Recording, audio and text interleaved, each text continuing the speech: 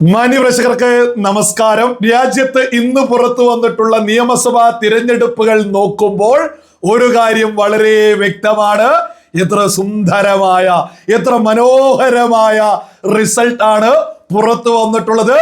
രാജ്യത്ത് ദേശീയത ഉയർത്തിപ്പിടിക്കുന്ന ഓരോ പൗരന്മാർക്കും അഭിമാനിക്കാവുന്ന റിസൾട്ട് തന്നെയാണ് ലേറ്റസ്റ്റ് ആയിട്ട് പുറത്തു വന്നിട്ടുള്ളത്. ബംഗാളിൽ സാക്ഷാൽ മമത അടിപതറി വീണിരിക്കുന്നു. ബംഗാളിലെ ജനത മമതയെ എടുത്ത് ആറ്റിലേക്ക് എറിഞ്ഞിരിക്കുന്നു. ബംഗാൾ ജനത നരേന്ദ്രമോദിയെ സ്വീകരിച്ചിരിക്കുന്നു. അസമിലേക്ക് നോക്കുകയാണെങ്കിൽ അവിടെ മൂന്നാം തവണയും അസമിൽ ഭാരതീയ ജനതാ പാർട്ടി അധികാരത്തിലേക്ക് എത്തിയിരിക്കുന്നു. കോൺഗ്രസിലേക്ക് അസമിലെ ജനമെടുത്ത് ആറ്റിലേക്ക് എറിഞ്ഞിരിക്കുന്നു. പുതുച്ചേരിയിലേക്ക് നോക്കുകയാണെങ്കിൽ അവിടെയും NDA അധികാരത്തിലേക്ക് എത്തിയിരിക്കുന്നു. ഈ സന്ദർഭത്തിൽ, ഈ സാഹചര്യത്തിൽ, ഈ റിസൾട്ട് അനുസരിച്ച് വളരെ വ്യക്തമാണ്, 2029 ലോക്സഭാ തിരഞ്ഞെടുപ്പ് വരുമ്പോൾ ഒരു തർക്കവും വേണ്ട.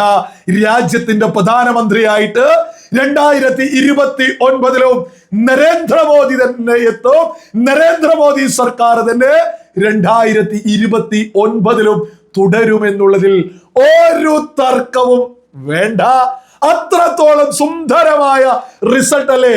രാജ്യത്തെ ഏറ്റവും വലിയ ജനസംഖ്യയുള്ള 4ാമത്തെ സംസ്ഥാനമാണ് ബംഗാൾ എന്ന് പറയുന്നത്. ആ ബംഗാളിലാണ് ഭാരതീയ ജനതാ പാർട്ടി സുന്ദരമായിട്ട് വിജയിച്ചിട്ടുള്ളത്. വ്യക്തമായിട്ട് ബംഗാളിലെ തിരഞ്ഞെടുപ്പിലുടനീളം അമിത്ഷാ കൃത്യമായിട്ട് ബംഗാളിലെ ജനതയ്ക്ക് കൊടുത്തിട്ടുള്ള ഒരു വാക്ക് എന്ന് പറയുന്നത്, ബംഗ്ലാദേശിൽ നിന്ന് നുഴഞ്ഞു കയറിയിട്ടുള്ള സകല ജിഹാദികളെയും എടുത്ത് ആറ്റിലേക്ക് എറിയുമെന്നുള്ളതാണ്. ജനങ്ങളോട് പറഞ്ഞ വാക്ക് പാലിക്കുമെന്നുള്ളതിൽ ഒരു തർക്കവും വേണ്ട. ബംഗാളിലെ നുഴഞ്ഞുകയറ്റക്കാരായിട്ടുള്ള ബംഗ്ലാദേശികളെ ചവിട്ടി പുറത്താക്കുമെന്നുള്ളതൊക്കെ രാജ്യത്തെ സ്നേഹിക്കുന്ന പൗരന്മാരെ സംബന്ധിച്ച് അഭിമാനകരമായിട്ടുള്ള നേട്ടം തന്നെയാണ്. ബംഗാളിലെ വിജയം എന്ന് പറയുന്നത് അതൊരു പുതുചരിത്രം തന്നെയാണ് രാജ്യത്ത് ഉണ്ടായിട്ടുള്ളത്. 2029 നരേന്ദ്രമോദി സർക്കാർ തുടരുമെന്ന് പറയുന്നതിന്റെ പ്രധാനപ്പെട്ട ഒരു കാരണം എന്ന് പറയുന്നത്, രാജ്യത്തെ 4ാമത്തെ ജനസംഖ്യയുള്ള ഏറ്റവും കൂടുതൽ, ഏറ്റവും വലിയ 4ാമത്തെ ജനസംഖ്യയുള്ള സംസ്ഥാനം ബംഗാളാണ്. രാജ്യത്തെ ഏറ്റവും വലിയ 1ാമത്തെ ജനസംഖ്യയുള്ള സംസ്ഥാനം എന്ന് പറയുന്നത് ഉത്തർപ്രദേശ്. അവിടെ BJPയുടെ മുഖ്യമന്ത്രി, NDA അധികാരത്തിൽ BJPയുടെ മുഖ്യമന്ത്രി, മുന്നണിയിലുള്ള മറ്റാരുമല്ല BJP മുഖ്യമന്ത്രി. രാജ്യത്തെ ഏറ്റവും വലിയ 2ാമത്തെ ജനസംഖ്യയുള്ള സംസ്ഥാനം എന്ന് പറയുന്നത് മഹാരാഷ്ട്ര. അവിടെയും BJP മുഖ്യമന്ത്രി. രാജ്യത്തെ ഏറ്റവും വലിയ ജനസംഖ്യയുള്ള 3ാമത്തെ സംസ്ഥാനം എന്ന് പറയുന്നത് ബീഹാർ. അവിടെയും BJPയുടെ മുഖ്യമന്ത്രി. രാജ്യത്തെ ഏറ്റവും വലിയ 4ാമത്തെ ജനസംഖ്യയുള്ള ബംഗാളും BJP തൂക്കിയിരിക്കുന്നു. സുന്ദരമായിട്ട് ഭാരതീയ ജനതാ പാർട്ടി അവിടെ അധികാരത്തിലേക്ക് എത്തിയിരിക്കുന്നു. രാജ്യത്തെ ഏറ്റവും വലിയ 5ാമത്തെ ജനസംഖ്യയുള്ള സംസ്ഥാനമായിട്ടുള്ള മധ്യപ്രദേശും BJP ആണ് മുഖ്യമന്ത്രിയായിട്ട് മുന്നോട്ട് പോകുന്നത്. എത്ര സുന്ദരമായ റിസൾട്ടാണ് രാജ്യത്തെ 2029 ഭരണ തുടർച്ചയുടെ റിസൾട്ടായി ബംഗാളിൽ നിന്ന് പുറത്തു വന്നിട്ടുള്ളത്. ഈ പറയുന്ന അസമിൽ കോൺഗ്രസിനെയൊക്കെ ജനമെടുത്ത് ആറ്റിലറിഞ്ഞില്ലേ? ജനമെടുത്ത് ആറ്റിലറിഞ്ഞു. 3ാം തവണയും അസമിൽ ഭാരതീയ ജനതാ പാർട്ടി അധികാരത്തിൽ തുടരുന്നു. പുതുച്ചേരിയിലും BJP തന്നെ, NDA അധികാരത്തിലേക്ക് എത്തുന്നു. നമ്മൾ പ്രത്യേകം മനസ്സിലാക്കേണ്ടതാണ്, കേരളത്തിൽ സാക്ഷാൽ പിണറായി വിജയന് പോലും അടിപതറുന്നു. ഇനി തമിഴ്നാട്ടിലേക്ക് എത്തിയാൽ MK സ്റ്റാലിനും ഉദയനിധി സ്റ്റാലിനൊക്കെ അടിപതറുന്നു. വൻമരങ്ങൾ നിലം പൊത്തി വീഴുന്നു. ഈ MK സ്റ്റാലിനും ഉദയനിധി സ്റ്റാലിനൊക്കെ ഈ രാജ്യത്തിന്റെ പാരമ്പര്യത്തെ, ഈ രാജ്യത്തിന്റെ സംസ്കാരത്തെ, ഈ രാജ്യത്തിന്റെ അസ്തിത്വത്തെ തന്നെ ചോദ്യം ചെയ്ത നെറികെട്ടവരായിരുന്നു ഈ പറയുന്ന ഉദയനിധി സ്റ്റാലിൻ. ഈ പറയുന്ന DMK ജനം ആറ്റിലെറിഞ്ഞത് വെറുതെയല്ല, രാജ്യത്തെ അസ്തിത്വത്തെയാണ് അവർ ചോദ്യം ചെയ്തിട്ടുള്ളത്. സനാതന ധർമ്മത്തെ കുഷ്ഠരോഗത്തോട് ഉപമിച്ച DMK ഇത്തവണ നിലം പൊത്തിയില്ലെങ്കിലല്ലേ അത്ഭുതമുള്ളൂ.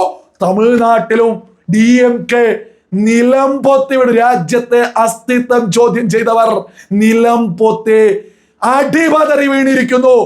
നമ്മുടെ സുന്ദരമായ ഒരു റിസൾട്ട് ഈ നിയമസഭാ തിരഞ്ഞെടുപ്പുമായിട്ട് വന്നു കഴിഞ്ഞു. രാജ്യത്തിന് നരേന്ദ്രമോദി സർക്കാർ തന്നെ തുടരുമെന്നുള്ളത് മമത ഒരു വൻമരമല്ലേ. നമ്മുടെ കേരളത്തിൽ ഉടനീളം എന്തായിരുന്നു ഈ തിരഞ്ഞെടുപ്പ് കാലത്ത് പ്രചരണം നടത്തിയിരുന്നത്?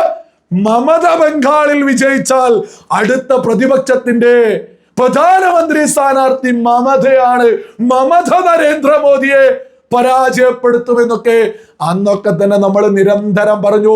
ബംഗാൾ ജനത മമതയെ എടുത്ത് ആറ്റെറിയും. അത്രത്തോളം ഈ മമതയുടെ നേതൃത്വത്തിൽ ഗുണ്ടാ പണിയാണ് അവിടെ മമത ചെയ്തുകൊണ്ടിരുന്നത്.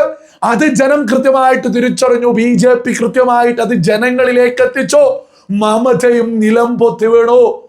പ്രധാനപ്പെട്ട പ്രതിപക്ഷത്തെ വൻമരങ്ങൾ അടിപതറി നിലം പൊത്തി വീഴുമ്പോഴോ നരേന്ദ്രമോദി എന്ന ജനനേതാവ് ജനപിന്തുണ കൂടിക്കൊണ്ടിരിക്കുക. അതെത്ര സുന്ദരമാണ്, അതെത്ര വലിയ അത്ഭുതമാണ്, അതെത്ര വലിയ സുന്ദരമാണ്. ബംഗാളിൽ വലിയ മുന്നേറ്റം, അസമിൽ ഭരണം തുടരുന്നു, പുതുച്ചേരിയിൽ വീണ്ടും NDA. നരേന്ദ്രമോദി എന്ന നേതാവിന്റെ ആ ഒരു പ്രൗഢി ദിനം പ്രതി കൂടുന്നേ ഉള്ളൂ. അതേസമയത്ത് പ്രതിപക്ഷത്തെ പ്രധാനപ്പെട്ട സകലരും നിലം പൊത്തി വീണു. കോൺഗ്രസിനൊന്നും ബംഗാളിലൊന്നും കോൺഗ്രസ് ഇല്ല, അസമിൽ കോൺഗ്രസ് ഇല്ല. ഈ സകല സ്ഥലത്തും ഈ പറയുന്ന പ്രധാനപ്പെട്ട സംസ്ഥാനങ്ങളിൽ കോൺഗ്രസ് ഇല്ലാത്ത അവസ്ഥയിലേക്കെത്തി. ഇനി കേരളത്തിന്റെ റിസൾട്ട് ഇവിടെ ഒരുപാട് ആളുകൾ BJPക്ക് അങ്ങനെയോ ഇങ്ങനെ കണക്കുകൾ വരാൻ പോകുന്നുള്ളൂ. നമ്മൾ അതുമായി ബന്ധപ്പെട്ട് കൃത്യമായിട്ട് കണക്കുകൾ മുന്നോട്ട് വെക്കും. ഈ റിസൾട്ടിന്റെ സമയത്തും കൃത്യമായിട്ട് പറയുന്നു 140 മണ്ഡലങ്ങളിലും കേരളത്തിൽ BJPക്ക് വോട്ടുകളുടെ അടിസ്ഥാനത്തിൽ വലിയ മുന്നേറ്റം ഉണ്ടാക്കാൻ പോകുന്നു. വലിയ മുന്നേറ്റം ഉണ്ടാക്കിയിരിക്കുന്നു. വോട്ടുകളുടെ എണ്ണത്തിൽ BJP ആണ് കേരളത്തിൽ വളർച്ച നേടിയിട്ടുള്ള പാർട്ടി. ഒരു തർക്കമില്ലാത്ത വിഷയം. അതിന് കൃത്യമായ തെളിവുകളുമായിട്ട് നമ്മൾ അടുത്ത വീഡിയോയിൽ വരും. ഒരാളും കരുതണ്ട കേരളത്തിൽ BJPക്ക് എന്തോ സംഭവിച്ചു. ഒന്നും സംഭവിച്ചില്ല, പൂജ്യമായിരുന്നു. ആ പൂജ്യത്തിൽ നിന്ന് വളർന്ന് വലിയ രീതിയിൽ വോട്ട് മുന്നേറ്റം ഈ UDF തരംഗത്തിലും കേരളത്തിൽ BJPക്ക് വോട്ടിങ്ങിൽ വലിയ വളർച്ചയുണ്ടായിട്ടുണ്ട്. അതിന്റെ കണക്കും നമുക്ക് ഈ ഒരു വീഡിയോയിൽ തന്നെ മുന്നോട്ട് വെക്കാം. ഒരു കാര്യം സകല ദേശത്തെ സ്നേഹിക്കുന്ന, സകല രാജ്യത്തെ സ്നേഹിക്കുന്നവരും തിരിച്ചറിഞ്ഞോളൂ, 2029 നരേന്ദ്രമോദി സർക്കാർ തന്നെ രാജ്യം ഭരിക്കുമെന്നുള്ളതിന്റെ വ്യക്തമായ റിസൾട്ടാണ് ബംഗാളിൽ നിന്നും അസമിൽ നിന്നും പുതുച്ചേരിയിൽ നിന്നൊക്കെ പുറത്തു വന്നത് എന്നുള്ളത് സകലരും അഭിമാനത്തോടു കൂടി തന്നെ തിരിച്ചറിഞ്ഞോളൂ.